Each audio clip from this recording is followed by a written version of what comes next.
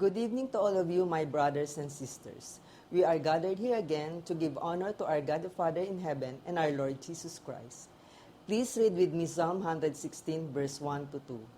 I love the Lord, for He heard my voice. He heard my cry for mercy. Because He turned His ear to me, I will call on Him as long as I live. Obeying and worshiping are our ways of showing our love for God. God revealed Himself to us through the many attributes He has. And as we continue our journey on earth, He also continues to faithfully make us experience His goodness, mercy, and grace. We are never alone in all our trials, but His promise to be our Emmanuel remains. So with that truth, let us come and worship Him, for He is the only one who truly deserves our highest worship. Give the Lord a mighty clap offering because He deserves everything that is in us. Praise you, Jesus.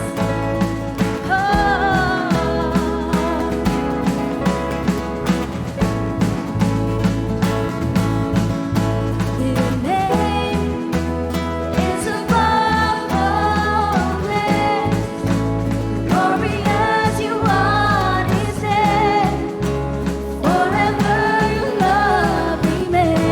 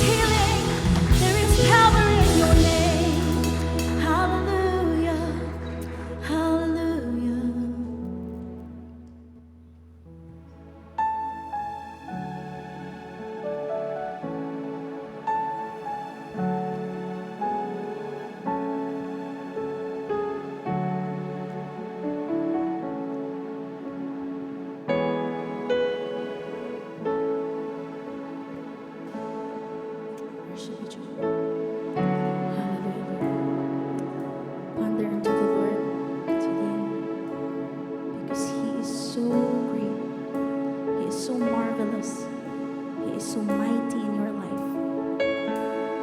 Worship you, Jesus. There may be storms that will move out the way, and trials will come to only test my faith. What I've learned about your favor, your mercy and your grace, is they go on forever. There's sufficient for today. When I'm worried about tomorrow, I won't be overwhelmed.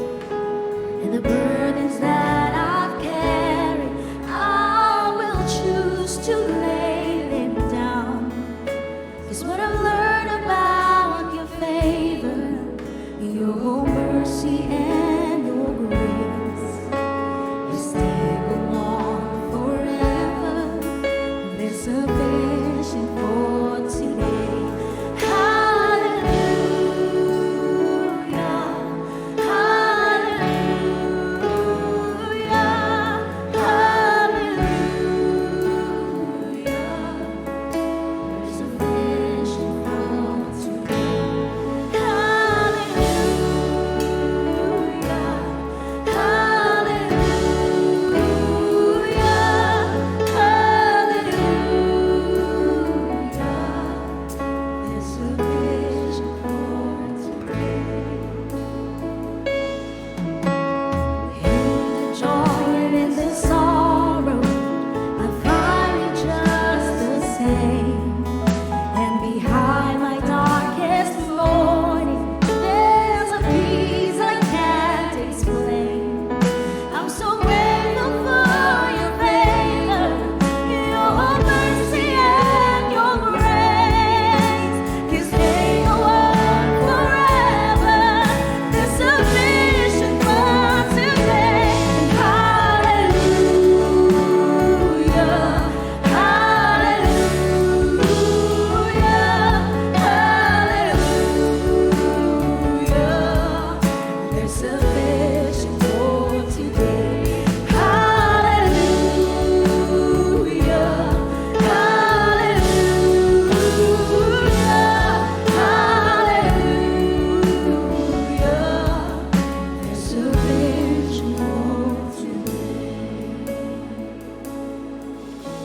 One day I'll finally see you, and my faith will be my sign, and all my present suffering will be gone and left behind.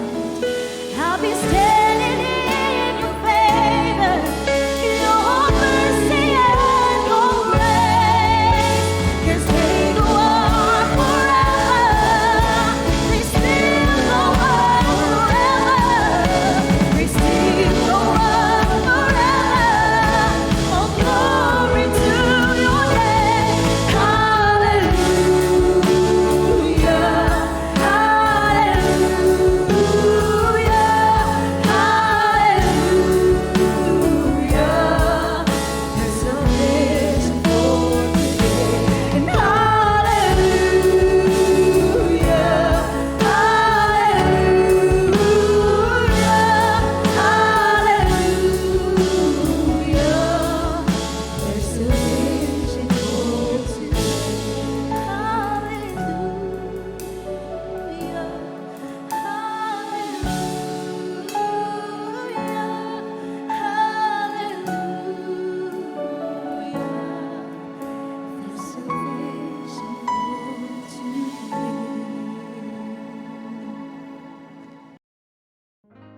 Magandang gabi po sa inyong lahat.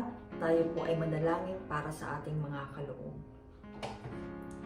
O Diyos, Ama sa langit, lumalapit kami sa iyo na may kababaang loob dahil ikaw ang Diyos ang dakilang manilikha na may gawa ng mga bagay dito sa mundo. Nagpupuri kami at nagpapasalamat sa kabutihan, awa at iyong katapatan. Alam namin na hindi kami karapat-dapat na tumanggap ng mga biyaya mo, Pero lubos ang pagmamahal mo sa amin na kahit hindi kami nakasusunod sa tuntunin mo, binibigyan mo pa rin kami ng pagkakataong makalapit sa iyo.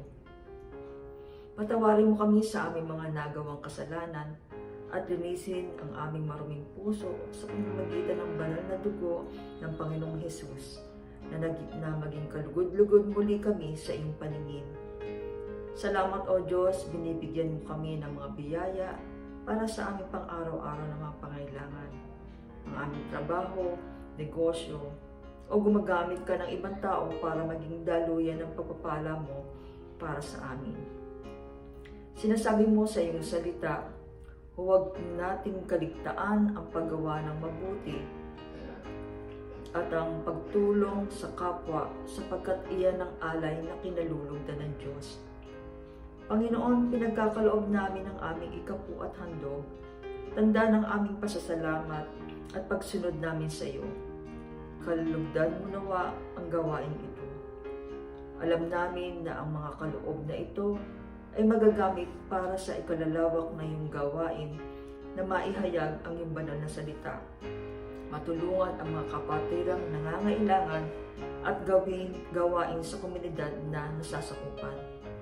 Hiling namin, O Diyos, na patuloy mong hipuin ang aming mga puso at isipan na maging laging handa sa paggawa ng mabuti at pagtulong sa kapwa.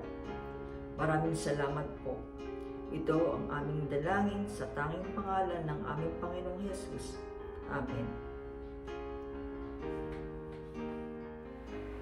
A blessed evening mga kapatid. Welcome po muli sa ating pong midweek gathering. At syempre sa ating mga bisita, palagi po naming pinapanalangin na po nasa mabuting kalagayan. At welcome sa TLA Grace Christian Church. At syempre sa mga kasama po natin lagi, sa ating members na patuloy po na kasama natin every midweek. Marami pong salamat at good evening po at pagpalain po kayo ng ating Panginoon. Kamusta po kayong lahat? Kamusta yung Noche Buena po ninyo? Sunod naman, medianoche, no? So, patapos na po yung 2023 at papasok naman yung bagong taon, 2024. At ang aking dalangin ay patuloy pa po tayong magkakasama sa susunod nating pang maraming midweek. At ang aking dalangin ay maging matatag po tayo sa ating pananampalataya sa Panginoon. Amen? At dahil last midweek na po natin ngayong 2023, last na rin po natin ng ating series, yung The Names of God o The Birth of a King. At sa pagtatapos po ng ating midweek ngayong 2023, nais ko po kayong pabaunan ng isa pang mahalagang mensahe mula sa ating series na pumapaloob po sa Isaiah 9 verse 6. This verse is one of the most amazing prophecies of Isaiah. And this passage was written 700 years before Christ was born. Basahin natin uli ang ating passage sa Isaiah 9 verse 6. Sabi dito, for to us a child is born, to us a son is given, and the government will be in his shoulders, and he will be called Wonderful Counselor, Mighty God, Everlasting Father, Prince of Peace. Tayo po muna yung manalangin. Let's pray. Maraming salamat, Panginoon, sa gabing ito. Muli hinihingi namin, Panginoon, ang iyong presensya, ang iyong pagtuturo ng iyong banal na Santong Espiritu sa amin sa gabing ito, Panginoon. Hinihiling namin na buksan mo ang aming spiritual na mga mata, spiritual na mga isipan, Panginoon, nang sa ganon ay lubos naming maintindihan ang mensahe mo sa gabing ito.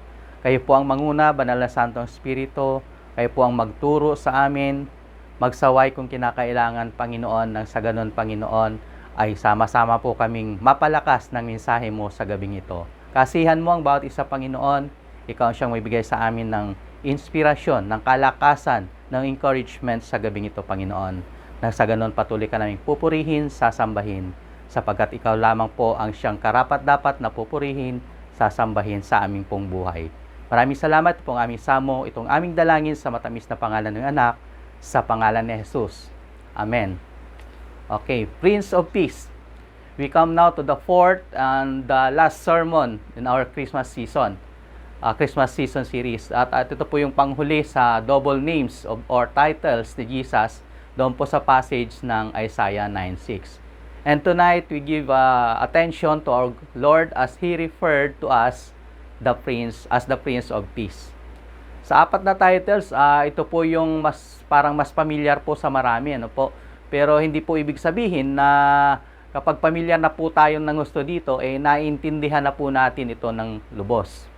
So, balikan po natin uli at pag-aralan yung passage po ng Isaiah 9:6 at atin pong ito muling pagbulay-bulayan. Now, narinig nyo na po ba yung history repeats itself?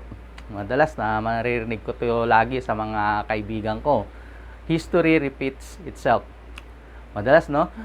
This is true in history. This is true of people, or this is true of Christians, maging sa atin po. At sa Old Testament po, sa panahon ng mga judges, the people of Israel turned away from the Lord and served idols. At bilang parusa, God sent other nations to oppress them. At nung matindi na po yung oppression, syempre tumawag na naman sila kay Lord for deliverance. At dahil mabuti ang ating Diyos, pinakinggan na naman sila. He raised up judges to deliver them. Then they served the Lord again. Nag-serve na naman sila ulit sa Panginoon. Usually, ganito ang nangyayari abang buhay pa yung judge na kanilang puno, nagsiserve sila. Then pag nawala na ulit yung judge, wala na ulit. Paulit-ulit lang. Maging sa panahon ng mga kings, nakadepende lang sila sa kung anong klaseng hari meron sila. Halimbawa sa panahon ni King David, the nation was richly blessed. Pero kahit na po sa katulad na hari na si King David na tinagurian nilang one of the best king, nagfe-failed pa rin po, di ba? At syempre si King David, lilipas din po siya, mawawala rin siya, mamamatay. So mawawala na naman sila ng pag-asa, even with the best leader. Kasi hindi rin po ito magtatagal. Kaya nga sabi nila, history repeat itself. And that was true of Israel. Yung 10 tribes po, out of the 12 tribes po ng Israel, ay naging captive ng Assyria and never returned. Yung Judah naman, medyo okay pa, pero later, it was finally taken into captivity by the Babylonians. So, there seemed to be no hope for the nations of Israel. So, umiiyak na naman sila, at yung mga true believers, labis ang kanilang concern sa future ng church at sa future ng kanilang mga anak. So yung Isaiah 8, chapter 8 and chapter 9, tinutukoy nito ang Judah in one of the periods of spiritual decline before the captivity. And prophet Isaiah warned them, winarningan na sila about the coming judgment. Pero dito po sa chapter 9, the prophet brings different message. Kakaiba po ang mensahe niya dito. Ano yung mensahe niya? A jubilant word of hope. Pag-asa. Anong pag-asa po ito? Sabi dito, a child is going to be born.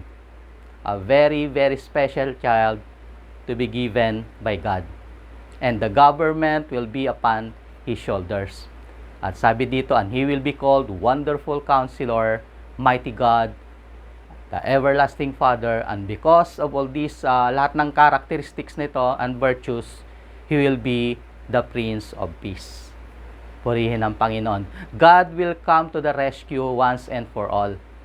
Pero para hindi na paulit-ulit pa yung mga tao sa paghahanap ng hope, ng pag-asa. Out of His love and faithfulness, kaya nagkaroon tayo ng Christmas na siya po natin sineselebrate. The gift of His Son, Jesus Christ, na sinelebrate po natin noong nakaraang December 25. The government will be upon His shoulders. Ibig sabihin, He will be a king, clothed with royal robe hanging from His shoulders. And this Jesus, the Son of God, could be the fulfillment of such sublime prophecies. At dito binanggit yung several names given to Him. These are necessary, not necessarily titles or for the coming king, but surely these are the descriptions of a person and the work na gagawin niya. Ano po yung gagawin niyang work? Redeeming His people from the world of sin, from the curse, corruption, despair, and death. He will be so great in His person and work that one title could not possibly describe His kingship and work. Ano po yung title na binigay sa kanya na Isaiah? Wonderful Counselor. Yun yung una. At napag-aaralan po natin ito, yung first week nung December, itinuro po sa atin ito ni Kuya Edgar, yung kakambal ko. Hindi, ako pala yun. Dinescribe po natin doon yung wonderful tsaka yung counselor. His name will be wonderful. He will far excel everything that is of man's world and that man can produce. Ito po yung nagpapaalala po sa atin, yung tanong ni Manoah, yung father ni Samson, sa Judges 13. Tinanga po natin, Judges 13 verses 17 to 18. Sabi dito, Then Manoah inquired of the angel of the Lord, What is your name? So that we may honor you when your word comes true. He replied, Why do you ask my name? It is beyond understanding. Ganda po ng sagot niya, no po? At nakita po natin, this fulfilled sa buhay at sa mga teachings ni Jesus. Naalala niyo yung mga miracles na ginawa niya, nabasa po natin to. Nasaksihan ito ng mga tao, yung mga himala na ginawa niya at namangha yung mga tao. Ano sabi nila? What can perform miracles like this man? Who can speak like he does? And he is exalted king, and he is still exalted today. With his power and his promises for his people, he is still the king whose name is wonderful. And he is also called Counselor. All kings and rulers, mga sa panahon natin, presidente, have counselors. Kasi kailangan din po nila ng advice. Kailangan nila ng help, ng counsel. But this king doesn't need that kind of help. His wisdom will far exceed anything that any or all men can give. Sabi nga sa Isaiah 11 verse 2, sabi dito, The Spirit of the Lord will rest on him, the Spirit of wisdom and understanding, the Spirit of counsel and of might. What a comfort that is for us, diba? Jesus, our exalted Lord, rules over us in His infinite wisdom.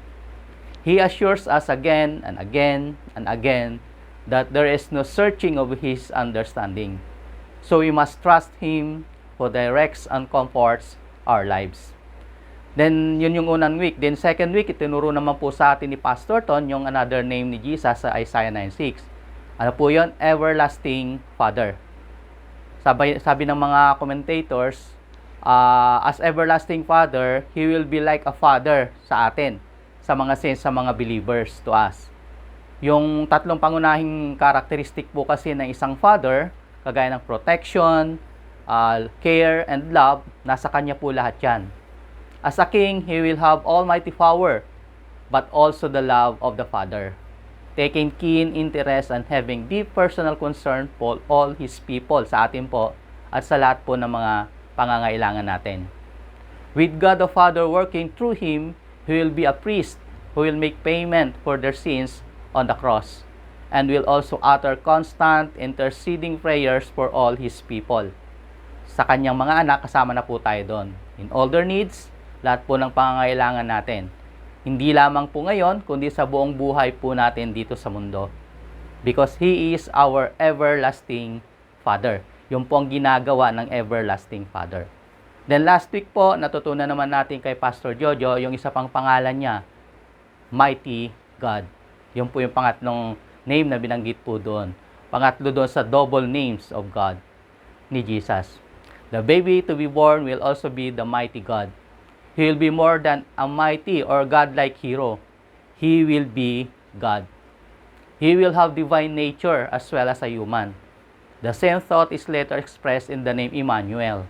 Ibig sabihin, God with us. Connected with the previous description of wisdom, it means that He will be all-wise and have almighty power as God. He will have power over the devil, over death, and the grave. Wala pong makakapigil sa Kanya para gawin ang lahat ng ito. Ang lahat ng Kanyang mga plano. Nothing can hinder His work to save His people. Because He is the mighty God. And because of all these titles, characteristics, and virtues, He will be called. Ano po yung last name niya? The Prince of Peace. Prince of Peace. This is the culminating title. The complete result of works described in the previous names he will call the Prince of Peace. He will establish and give peace. The Bible often speak peace, di ba? Angels sang peace on earth at the birth of the Savior. Peacemakers are also called blessed in the Sermon on the Mount. And in the memorable night before his arrest, Jesus in the upper room assured the disciples that he would leave them and give them peace. Peace was the greeting of the apostles, di ba? Kasama yan sa grace, mercy, and peace. Magkakasama lagi po yan sa greetings ng mga apostol. At si Pablo po, Paul speaks of peace that surpasses all understanding. Lahat po binabanggit at gusto magkaroon po ng peace, ng kapayapaan. Pero ano po ba itong peace na dala ng Prince of Peace? What do you think of when the word peace is mentioned? Kapag binanggit ang peace, ano po yung naalala nyo o naisip nyo? Para ba itong batang mahimbing na natutulog sa bisig ng kanyang magulang?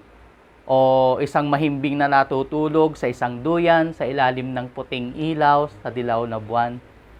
O kaya larawan ba ito ng dalawang magkaaway tapos nagbati, nagyakapan sa isa't isa? Ganda, no? Napaka-banayad, peaceful. O kaya magsing-irog na magkatabi, magkayakap sa isang beautiful sunset on the beach.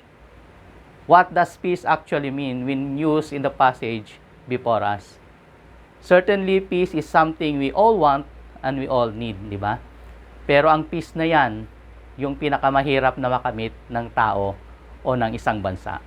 Marami na po tayong illustration tungkol sa peace, di ba? Itong mga genie na hiningi yung peace, hindi maibigay. Ang dami na po natin nabanggit na illustration tungkol sa peace. Pero alam nyo po ba na ayon sa statisticians, yung mga gumagawa ng mga statistic, ayon sa kanila, they have discovered that in the 1,000 years of history, only 8% that time has there been real world peace. Yung tunay na kapayapaan sa mundo. 8% lang. And during that time, over 8,000 treaties had been made and broken by various nations. Gumagawa tayo ng treaties sa kapayapaan, pero lagi pong nabobroken. Now, ang tanong, what about peace? Does God give peace? Does God's peace mean world peace or just personal peace? Well, hayaan po natin yung Bible po ang sumagot dyan. What the Bible means when it speaks of Jesus as the Prince of Peace. Bibigyan ko po kayo ng 4 lang po kasi gumagabi na. Number 1 po, in Christ we discovered upward peace. Upward peace. Upward peace is the basis of all true peace. Ito yung peace that everyone needs and receives. Nung tinanggap po natin ang Panginoong Hesus bilang Panginoon at tagapagligtas ng ating pong buhay. Sabi nga sa Romans 5:1, therefore, since you have been justified through faith, we have peace with God through our Lord Jesus Christ. So malinaw po, the peace we need most comes through a relationship with God sa pamamagitan ng kanyang bugtong na anak, ang Panginoong Jesucristo. Kaya kapag ni-reject mo si Jesus, ibig sabihin, dineclare mo na yung sarili na hiwalay ka o kaaway ka ng Diyos. Dalawa lamang po kasi yan. It's either kaaway mo siya o kakampi mo siya. Saan ka pa doon? Siyempre, doon ka na sa kakampi, di ba? Sure win ka doon. Kaya lang minsan, sinasabi ng iba, kakampi ko nga ang Diyos. Kaya, bakit ikaw lang ba yung anak ng Diyos? Narinig niyo po ba yun? Madalas, no? Bakit ikaw lang ba anak ng Diyos? Pero, hindi nila lubos na unawaan kung sino ba talaga yung anak ng Diyos. At ayaw nilang sundin yung sinasabi ng kanilang ama kung sila nga ay anak ng Diyos. Ayaw nilang tanggapin ang Panginoong Hesus bilang Lord and Savior nila. Bakit? Minsan kasi iniisip nila, maraming bawal sa isang Kristiyano, di ba? Pero hindi po natin namamalayan minsan kapag hindi ka Christian, malayo ka sa Diyos, hindi mo namamalayan naging normal na sa'yo yung paggawa ng kasalanan. At yung kasalanan na yan, sin have created a great separation between the Creator and the created. Nagkakaroon ng malaking separasyon yung lumikha at yung nilikha niya. Kasama na po tayo doon. Those sins serve as a barrier, like a wall, na para bang Great Wall of China. Napakalaking barrier, napakalaking wall, signifying war with God. Nang naging Kristiyano po kasi tayo, we are granted peace with God. Yung po yung tinatawag nating saving peace. It means that the wall of partition, yung wall na yon is broken down. Parang London Bridge, no? Broken down yung mga humaharang between the individual soul, and God. Kaya sinasabi sa Ephesians 2:14-15, kung babasahin natin, sabi dito, "For He Himself is our peace, was made the two groups one and has destroyed the barrier, the dividing wall of hostility, by setting aside in His flesh the law with its commands and regulations. His purpose was to create in Himself one new humanity out of the two, thus making peace."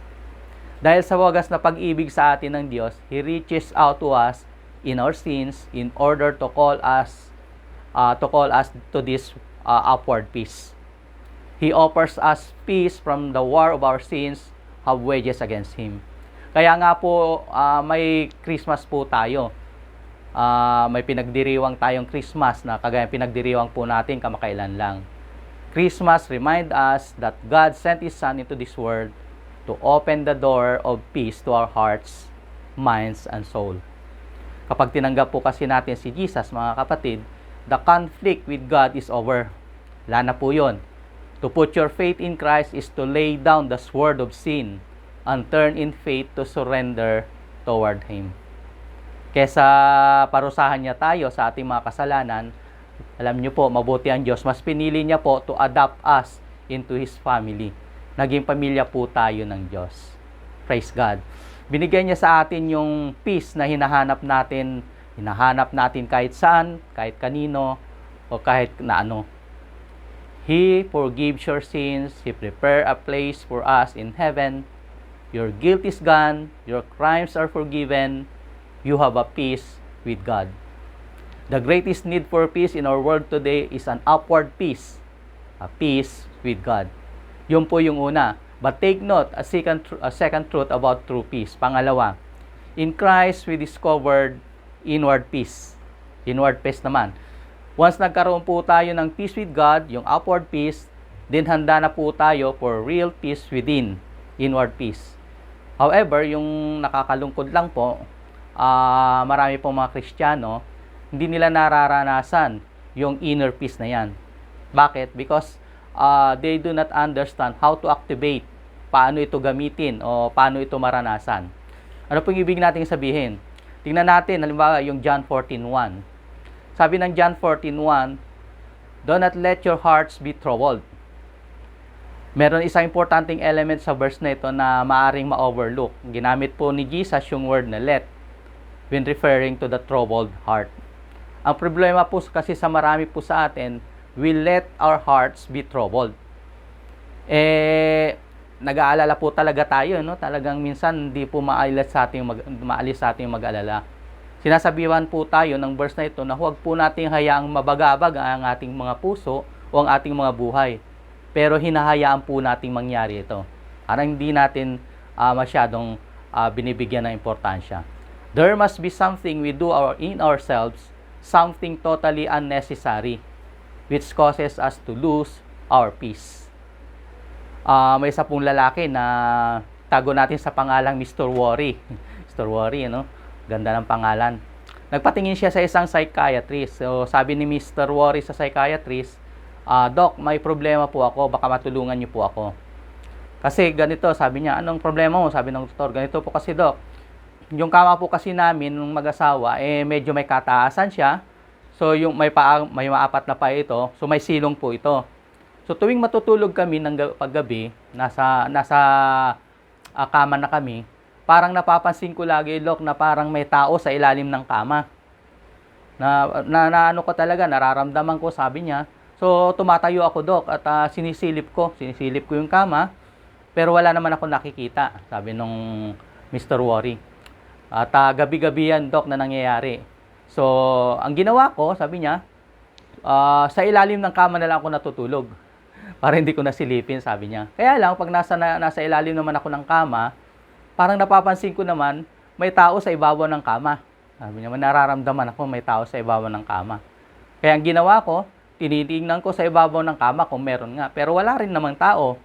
So, akyat baba ako ng kama, magdamag po yan, Doc. Hindi ako nakakatulog. So, nagwo-worry ako, wala akong kapayapaan. Parang nabubuang na ako, Doc, sabi niya. Baka matulungan niyo ako. Sabi ng psychiatrist, madali lang yung problema mo. Ganitong gawin mo, sabi niya. punta ka dito sa akin, check up ka sa aking office twice a week. 2 beses sa isang linggo for the next 2 years. At sa bawat bisita mo dito sa akin, sabi niya, magbabayad ka sa akin ng 5,000 pesos per visit. For the next 2 years yan. Kaya mo bang gawin yon? Sabi niya doon kay Mr. Worry. So, sabi ni Mr. Worry, sige Doc, sabi niya, gagawin ko po yun. Kung makakatulong po yun, gagawin ko po yun. Pero kakausapin ko muna yung asawa ko, sabi niya. Mamaya tatawag ko sa inyo, Doc. Okay, sige, sabi ng doktor. So, after ng ilang oras, tumawag si Mr. Worry. Oh, Mr. Worry, sabi ng doktor, payag na ba yung asawa mo? Sabi niya, kailan tayo mag-uumpisa? Naku, sabi ni Mr. Worry, Doc, hindi pumayag si Mrs. Sobrang mahal daw yung singil mo. Di namin kaya. Kaya siya na lang daw yung gagawa ng paraan. So, ginawa niya ng paraan, Doc. At ngayon, okay na ako. Sabi ng doktor, taka siya. Oo, okay ka na? Nakakatulog ka na ng maayos? Di ka na nagwo-worry? Di ka na akyat baba sa kama? Sabi ng doktor. Di na, Doc, sabi niya. Anong ginawa mo? Sabi ng psychiatrist. Sabi ni Mr. Worry, ang ginawa ko, Doc, ang ginawa ni Mrs., nilagari niya yung paa ng kama namin, pinutol niya. Ayun, wala na itong ilalim. Nakasayad na sa floor, wala na akong nararamdaman sa ilalim ng kama. Minsan ganun po, brothers and sisters. Gusto ni Lord kasi putulin yung mga paa, yung legs of worries, legs of anxieties, yung mga pangamba na nararanasan po natin. Gusto niya po itong putulin. And we are not to let our hearts be troubled. Hindi niya po hahayaan na yung ating mga puso ay mabagabag. Sabi nga ng Isaiah 26 verse 3, You will keep in perfect peace those whose minds are steadfast because they trust in you. Napaka-importante po ninyong they trust in you. So, napakagandang mensahe po. This verse states that God will keep, sabi niya, will keep in perfect peace those whose minds are steadfast, trusting in Him. Yung word na keep po literally means to guard or to protect, hide o kaya conceal. Those who meet the conditions set out by God are protected by the Lord because they are hidden in the Lord. Tandaan po natin ang peace na sinasabi ni Lord ay hindi po katulad ng peace na sinasabi natin dito sa mundo. Remember yung sinabi niya sa John 14:27? Tingnan nga po natin. Sabi niya, Peace I leave with you, my peace I give you. I do not give you as the world gives. Do not let your heart be troubled and do not be afraid. 2 beses niya pong binanggit yung peace, di ba? Inulit niya, peace and peace. Usually, when something is to be emphasized, inuulit po yung words. So, peace and peace. Ganun po ka-importante yung peace ni Jesus, di ba?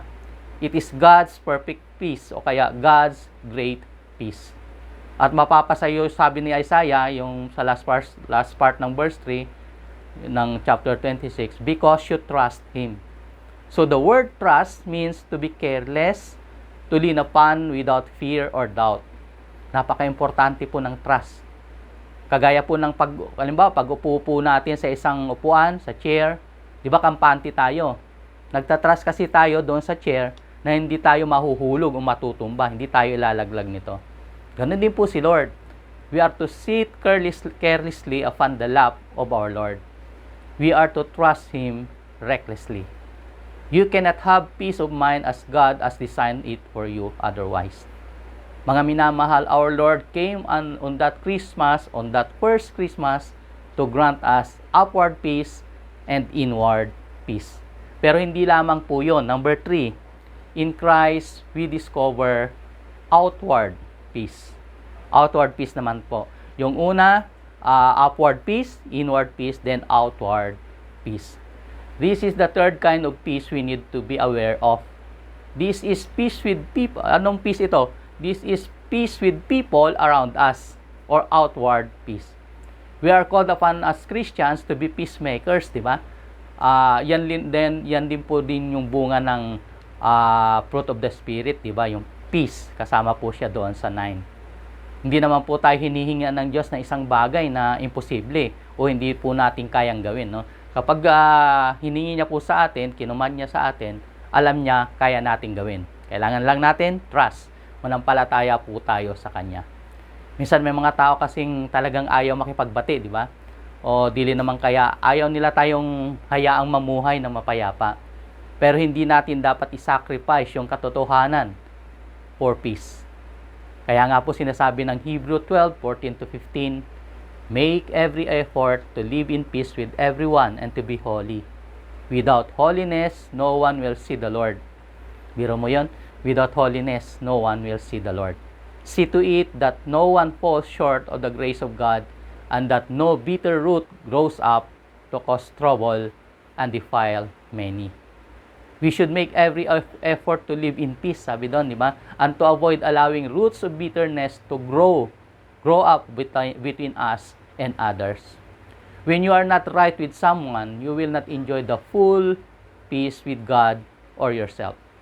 Kagaya ng sinasabi sa Romans 12 verse 18, it is possible as far as it depends on you, live at peace with everyone. Tayo po kasi yung responsible for the peace in our relationship sa kapwa po natin. Ang tanong po, are we practicing that kind of peace with others?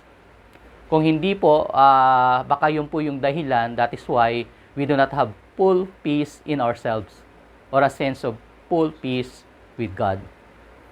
If God loves us when we are still sinners, sabi sa Bible, we must learn to love others also, even though or even when they don't meet all the conditions we may set for them. At kahit na po hindi sila kaibig-ibig, still we need to love them. At magagawa po natin yan because Jesus is living in our hearts. Jesus is the Prince of Peace. Kaya kung magpapasako po tayo sa Prince of Peace, madali niya pong kayang tanggalin yung ating mga pride, at pwede niya tayong tulungan. Help us to love others. He creates an outward peace in our lives. So nakita natin yung peace with God, upward peace, peace in our hearts, inward peace, and outward peace, peace with others. And now, let us look at the fourth and last kind of peace. Number 4, in Christ we discovered In Christ we discovered onward peace. Yes, meron pong onward o kaya everlasting peace. One day, the Prince of Peace is coming back. And one day, the Lord of Glory who came as a little baby, placed in a manger, will return as a reigning Lord on a white stallion. Sabi sa Revelation, di ba? Nabasa natin yon. One day, Jesus is coming to set up a kingdom of peace on this earth. The lion will lie down with the lamb. Yan po yung promise ng mga anghel when Jesus ascended after resurrection, kakaroon ng peace. Ayon po sa International Standard Bible Encyclopedia, the return of Jesus to bring peace on earth is mentioned humigit kumulang po 318 times in the Bible. Ganun po karami. Kagaya po ng pagtupad ni Jesus sa kanyang mga pangako, dahil alam po natin, lahat po ng pangako ng ating Panginoon, wala po ni isa na hindi niya po tinutupad at tutuparin. So kagaya ng pagtupad niya sa kanyang pangako patungkol sa kanyang unang pagdating, nakatitirak po tayo na tutuparin niya po yung kanyang pangako ng kanyang ikalawang pagbabalik, yung kanyang second coming. Ang kailangan lang po natin gawin ay maghintay. Be patient. Kagaya nga po ng James 5:8, ano pong sabi? You too be patient and stand firm, because the Lord's coming is near. In 2 Peter 3, we are told that He is coming and that we should be sure that we are at peace with Him. Sa ating pong mananampalataya, brothers and sisters, we can live now in the promise of an onward peace, a peace which will be eternal in the presence of our Lord. Pangmatagalan, magpakailanman. Kaya makailan lang po, sinelebrate po natin ang Christmas, the birth of the Prince of Peace.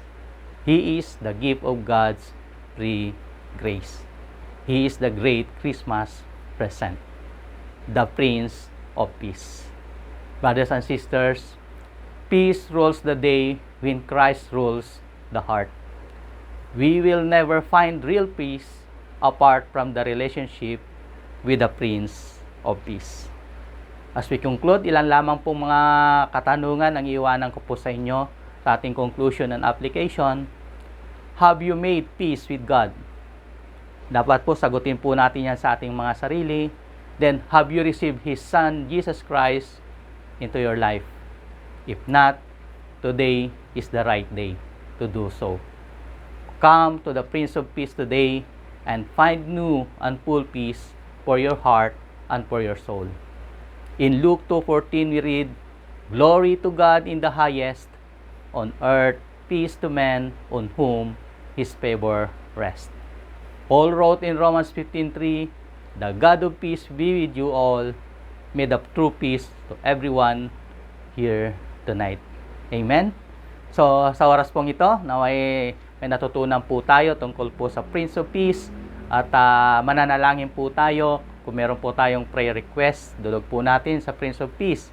Pwede nyo pong pakinggan ang lahat po ng ating mga panalangin. At kung meron po kayong mga prayer concern, gusto nyo magkaroon ng cell group, o kaya gusto nyo sumama sa iba't ibang ministry ng ating church, pwede nyo pong gawin yan. Pwede mo nyo i-type po sa ating comment section, kaya pwede nyo tawagan, o kaya i-message po yung ating mga leaders, maging yung ating mga pastors. Okay po, so dadako po tayo sa panalangin. Papanalangin po natin ang ating bayan, papanalangin po natin ang ating iglesia, at ang ating mga pamilya. Sama-sama po nating idulog ito sa ating Panginoon, sa ating Prince of Peace. Sige po.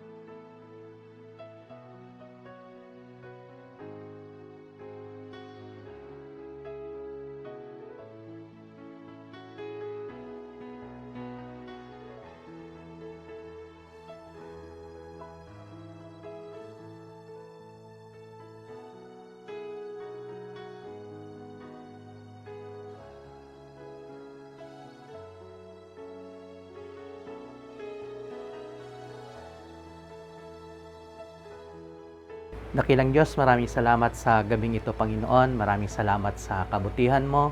Salamat, Lord, sa mensahe mo na aming pong napakinggan, natutunan sa gabing ito. Salamat sa salita mo, Panginoon, na siyang pundasyon ng aming pananampalataya.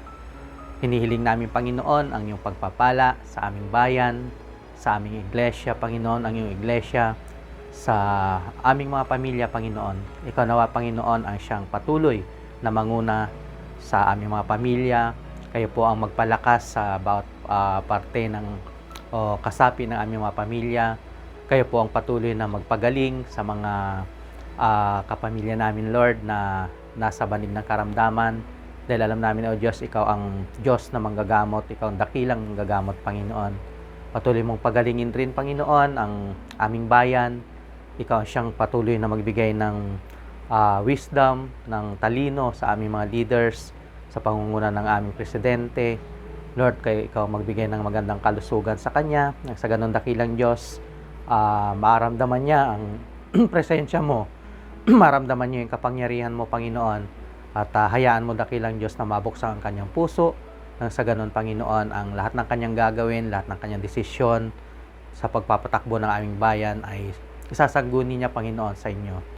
Maraming salamat, Panginoon. Pagpalain niyo rin po, Panginoon, ang aming iglesia. Ikaw siyang puno ng iglesyang ito, Panginoon. Ikaw siyang nakakaalam, Panginoon, ng kalooban ng aming mga leaders, Panginoon.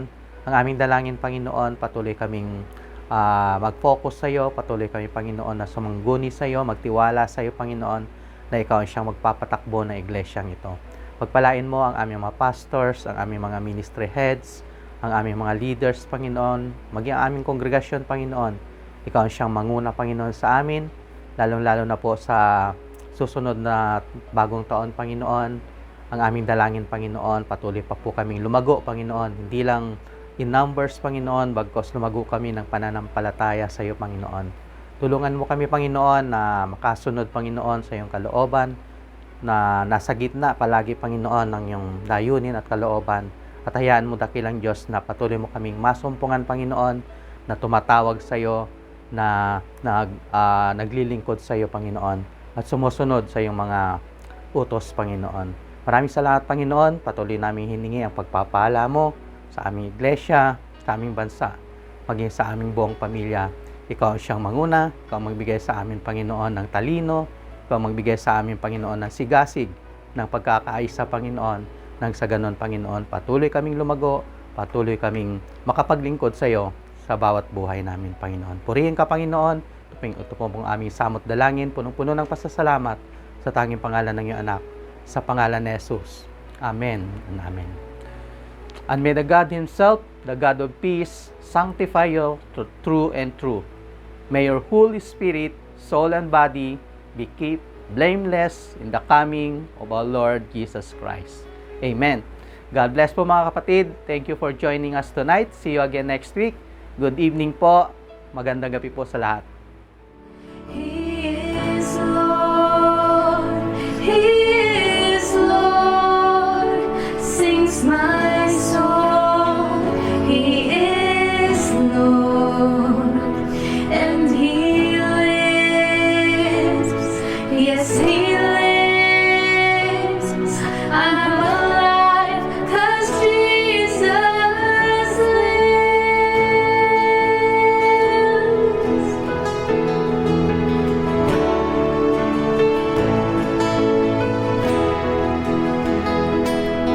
Tis at the cross of Christ where earth and heaven meet.